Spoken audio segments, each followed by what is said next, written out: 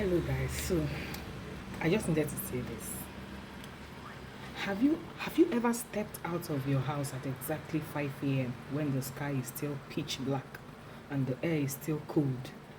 You looked at the massive sea of yellow downfall buses, the exhaust fumes and the endless line of red brake lights. Already there is a gridlock on the road, and just paused to ask yourself, how on earth did we get here? Like, who signed us up for this? Let us be completely honest with ourselves today. Living and surviving in Lagos is like running a chaotic marathon that you didn't even prepare for. You don't even get a choice. You wake up at 4 a.m. and somehow you're already running late. Guys, you are automatically behind the schedule.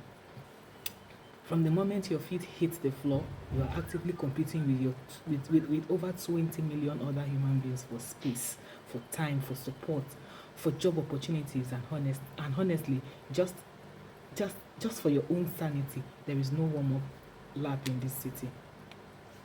There is no grace period. Lagos does not care if you slept well last night or if you are feeling under the weather. The city just drops you violently on the track at daybreak and expects you to sprint at full speed until midnight. And God help you if you trip, because nobody is going to stop by to pick you up. Just look around you. Everything in this place is fast. Everything is expensive. Absolutely everything is an emergency. If you decide to pause for just 1 second to catch your breath, the city moves on without you. Like you never existed. You are constantly in a state of calculation. Your brain is working like a high-speed calculator 247. You are calculating house rents that increases by 40% for no justifiable reasons. You are calculating the current crazy price of fuel and how much it will cost to put it in your generator just so you can sleep for 4 hours. You are calculating how many hours of sleep you will get if you leave the office on the island by 8 p.m., cross the bridge, and get to your house on the mainland by 11:30 p.m. Yes, every single day the bills are screaming at you from left, right. The traffic is actively draining the life out of your body. And the noise, the honking, the shouting, the generator engines never actually stops. Sometimes you sit in your car or inside the BRT bus and you realize that this city feels like it was specifically designed by a wicked scientist to test your absolute breaking point day in, day out. It feels like Lagos is asking you every morning, oh yeah, let's see if you will cry today.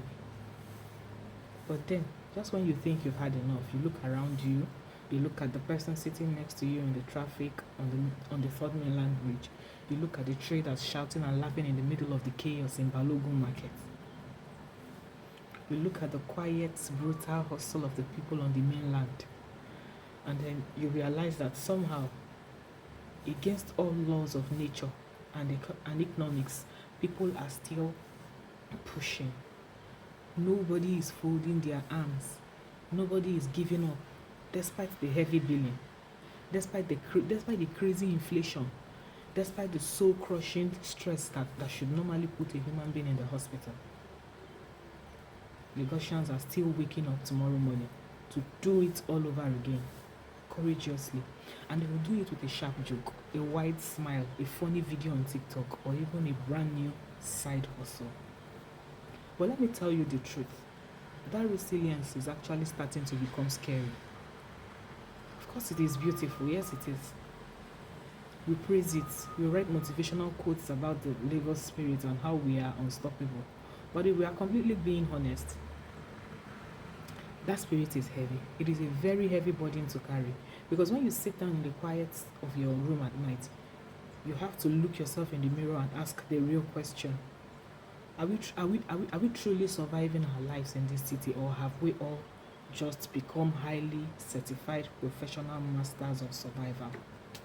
Because there is a massive difference between actually living a life and just surviving an environment. When did it become normal that a human being must fight, sweat, and argumentatively drag their way through life just to enjoy basic comfort? When? When did we agree that a good day is simply a day where we didn't enter a physical fight on the street or break down in tears on our steering wheel? We have packaged trauma as strength for so long that we don't even know when we are hurting anymore. We just keep moving, keep adjusting, keep saying it is well, while our bodies and our minds are silently screaming for peace.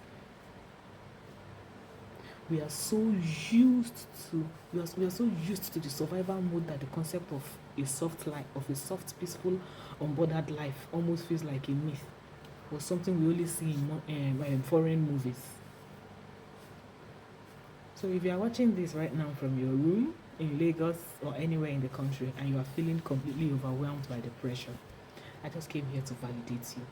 It is okay to be tired. It is okay to look at the traffic and say, I cannot do this today. It is okay to acknowledge that the pressure is too much.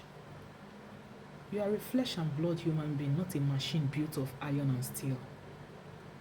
Don't let this city trick you into thinking you are lazy just because you want to rest.